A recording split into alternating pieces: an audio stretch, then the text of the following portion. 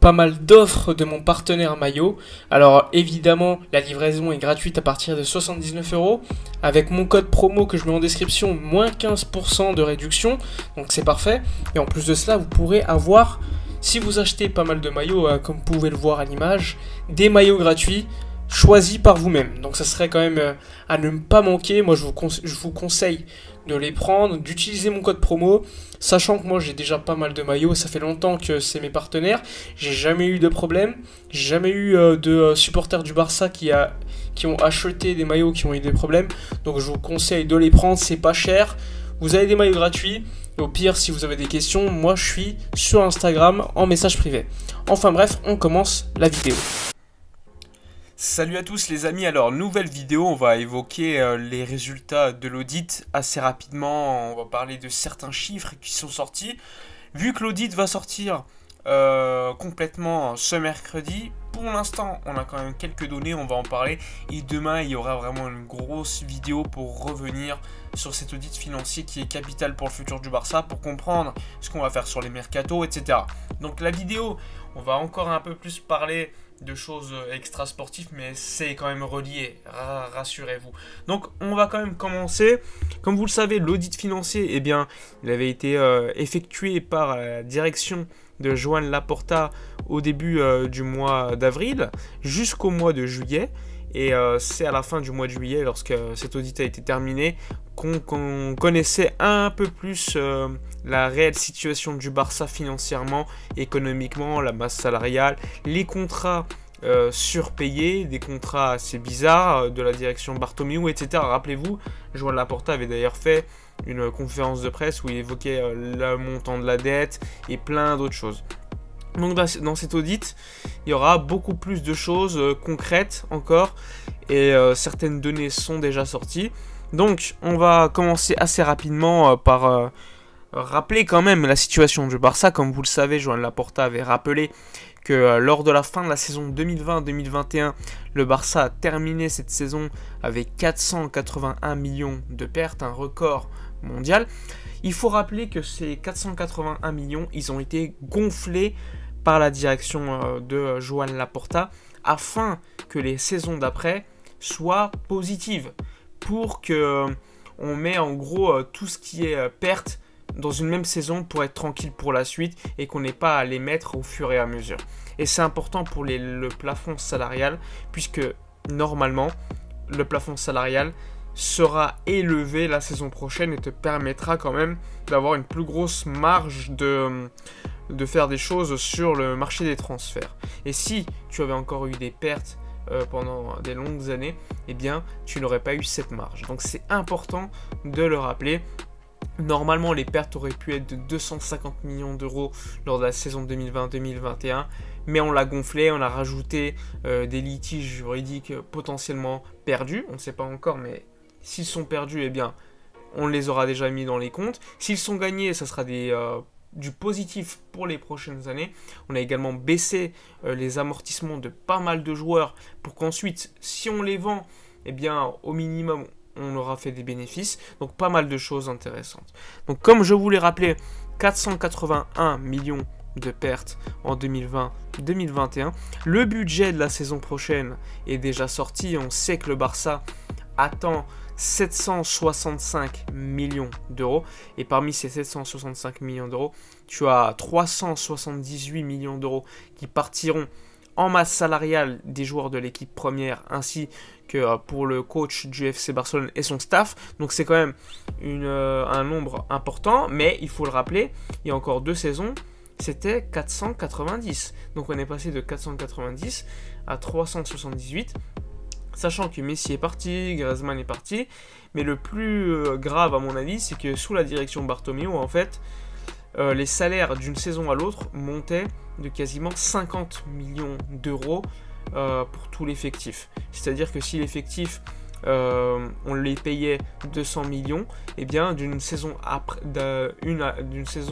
l'autre, cette masse salariale augmentait de 50 millions d'euros d'office, parce que chaque joueur lorsqu'on avançait dans le temps, avait son salaire qui augmentait de 1 ou 2 millions. Et quand tu as à peu près 22-23 joueurs dans l'effectif, à la fin, ça te faisait une augmentation de la masse salariale globale de 50 millions d'euros. Donc ça, c'était super grave. C'est pour ça qu'un joueur comme Griezmann, il avait un salaire de à peu près 21 millions d'euros net, mais d'une saison à l'autre, ça pouvait passer à 28 millions d'euros net. C'était abusé.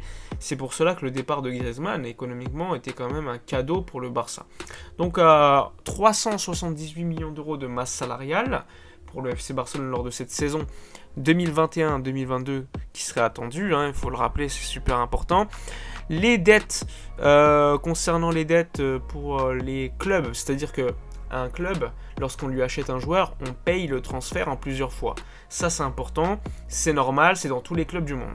Et pour l'instant, on le sait, il va nous rester à court terme à payer encore 115 millions d'euros, notamment pour Pjanic, même si Pjanic c'est un échange avec Arthur, alors, on va également recevoir l'argent, rassurez-vous, mais on doit payer 115 millions d'euros à des clubs. Pjanic, Frenkie de Jong, Coutinho, on doit encore de l'argent. Même pour Arthur Melo, lorsqu'il est venu de Grêmio, on doit encore de l'argent. Pour Malcolm aussi. Mais en échange, on nous doit aussi de l'argent. Parce que les clubs, c'est quand même assez rare qu'ils payent directement les montants des transferts, sauf si c'est vraiment une clause libératoire. C'est pour ça que pour Arthur, par exemple, on l'a certes vendu. On va devoir recevoir encore pas mal d'argent de la Juve. Mais en échange, pour Pjanic, on doit également payer pas mal d'argent aussi. Et à la fin, ça faisait une plus-value de 10 millions d'euros. Donc globalement, le Barça s'en sort bien concernant les transferts, l'argent à recevoir et l'argent à payer. D'ailleurs, la dette d'une saison à l'autre pour les transferts a baissé de 24%. Donc ça, c'est également très intéressant. Je vous parlais tout à l'heure de mettre les amortissements d'une saison à l'autre pour avoir un exercice bénéficiaire par la suite.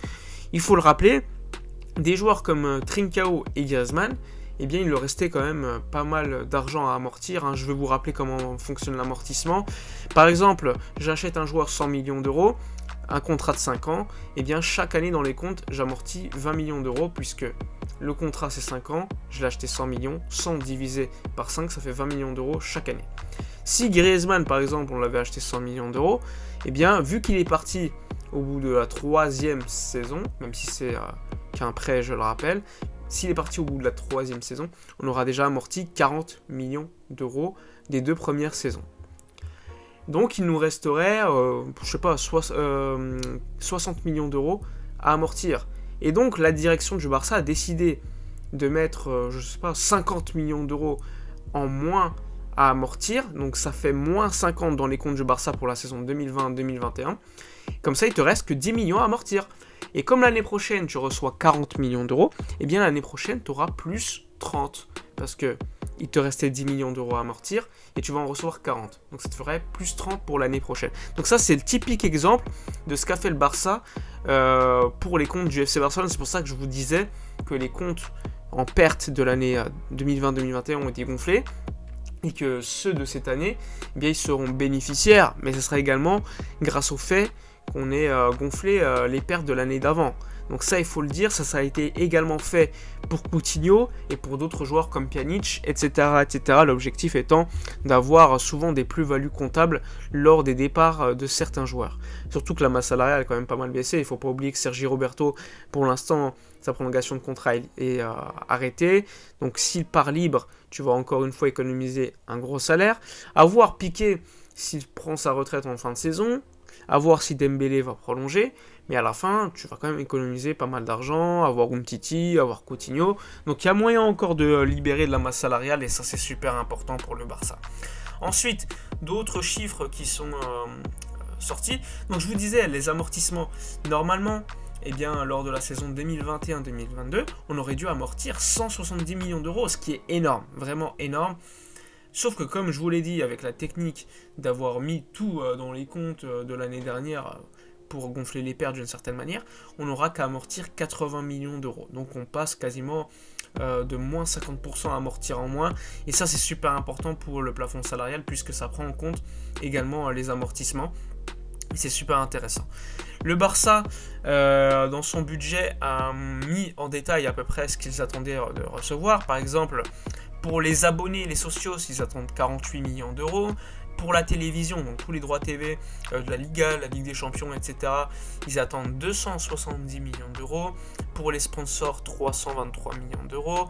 Donc en tout, à la fin, ça te fait quand même beaucoup d'argent. Ça te fait, il me semble, en tout, si on compte tous les revenus, ça te fait 765 millions d'euros de budget. Sauf que tu as un peu plus de dépenses, à peu près 784. Sauf que comme on a refinancé la dette avec un taux d'intérêt beaucoup plus intéressant, 1,9%, eh bien, on économise de l'argent parce que je le rappelle, on avait déjà une dette, un prêt avec Goldman Sachs et le taux d'intérêt était beaucoup plus élevé. Comme on a réussi à négocier avec eux et baisser le taux d'intérêt, eh bien, on va leur donner en intérêt beaucoup moins d'argent que prévu. Donc ça nous fait économiser de l'argent. Et à la fin, lors de la saison 2021-2022, on attend 5 millions d'euros de bénéfices. Et ça, on va me dire, ouais, 5 millions d'euros, c'est rien, qu'est-ce qu'on va faire avec ça? Mais non, 5 millions d'euros, c'est super important pour le plafond salarial. Parce que quand tu es en positif, d'une certaine manière, la Liga, elle se dit, bon, bah, le club repart de l'avant, c'est positif. On va pas forcément leur mettre de restrictions au niveau du recrutement, même s'il y en aura, faut pas se leurrer parce que tu dois continuer à baisser la masse salariale, etc. Mais ce sera beaucoup plus intéressant. Je rappelle, le plafond salarial, c'est quoi? La Liga a mis en place en 2014 un plafond salarial pour que les équipes ne dépensent pas au niveau de la masse salariale plus que ce qu'elles ont. Donc si par exemple, on prend toutes les dépenses du club, liées à la masse salariale, donc les amortissements, les salaires du staff, les primes à la signature, les primes données également aux agents, tout ça c'est dans une case. Ensuite dans l'autre case en face, tu as tous les revenus de sponsors, les revenus abonnés attendus, les revenus des droits TV, etc. Et à la fin ça te fait un calcul, et lorsque tu es en positif, eh bien la Liga considère que tu as quand même une marge de manœuvre pour recruter des joueurs, pour leur offrir un bon salaire. Et le problème du Barça l'année dernière, c'est qu'on ne pouvait pas recruter sans respecter la règle du 1 pour 4. Et en fait, cette règle du 1 pour 4, elle s'applique lorsque ton équipe, eh bien, elle ne respecte pas le plafond salarial. Je le rappelle, pour la saison 2021-2022, le plafond salarial était fixé à 97 millions d'euros. Alors que la masse salariale du Barça, elle était de 400 et quelques, pour vous dire. Donc on ne la respectait pas du tout. Donc on était soumis à cette règle du 1 pour 4. C'est-à-dire que si on libérait le salaire de Messi de 100 millions d'euros, eh bien on pouvait investir que 25%. C'est-à-dire 25 millions d'euros. Donc ça nous a bloqué pendant le mercato. C'est pour cela que ça a mis du temps pour inscrire Memphis, Agüero, etc. Parce qu'on devait d'abord se débarrasser de certains joueurs pour pouvoir les inscrire. C'est pour ça qu'on a dû baisser les salaires de Busquets, de Piqué, de Jordi Alba, pour effectuer cette règle du 1 pour 4 et pouvoir réinvestir un petit peu d'argent et les inscrire. C'est pour cela que au mois de janvier, on parle de Dani Olmo ou de Sterling. Rappelez-vous, le Barça a réussi lors du dernier jour de mercato à se débarrasser de Griezmann qui a un gros salaire. En plus d'avoir vendu Emerson, Ilaïch Moriba, etc. Et ce qu'il faut savoir, c'est que le Barça aujourd'hui dispense de 16 millions d'euros à pouvoir investir pour l'année 2021-2022. Vous allez me dire, mais 16 millions d'euros, t'achètes pas Sterling. Sauf que, je m'explique, un joueur, on l'amortit sur les années de contrat. Si par exemple Sterling, il arrive en janvier pour 70 millions d'euros, eh bien tu fais 70 millions d'euros divisé par 5, les années de contrat. Et là, ça te fait quand même une somme beaucoup plus accessible à investir sur l'année. Avec le salaire, évidemment, il faudra le compter. Mais tes 16 millions d'euros, eh bien, ils te permettraient éventuellement de recruter un joueur qui vaut entre 50 et 70 millions d'euros s'il accepte un salaire en plus qui est bas pour la première saison. Donc, il ne faut pas dire non plus que c'est impossible. C'est pour cela que cette règle du 1 pour 4 était super importante, ce qui nous a permis éventuellement de recruter des joueurs, enfin ce qui va nous permettre éventuellement de recruter des joueurs comme Sterling dès le mois de janvier, ou encore Dani Olmo. À voir évidemment si ça va être fait, parce que c'est encore difficile, c'est trop tôt pour en parler, mais c'est une possibilité. Enfin bref, j'espère que la vidéo vous aura plu. Je vous mets le comparatif des années 2020, 2019 et 2018 pour comprendre l'évolution des finances du Barça. N'oubliez pas de vous abonner, de liker, commenter, partager. Moi, je vous dis à la prochaine et d'ici là, comme d'habitude, portez-vous bien.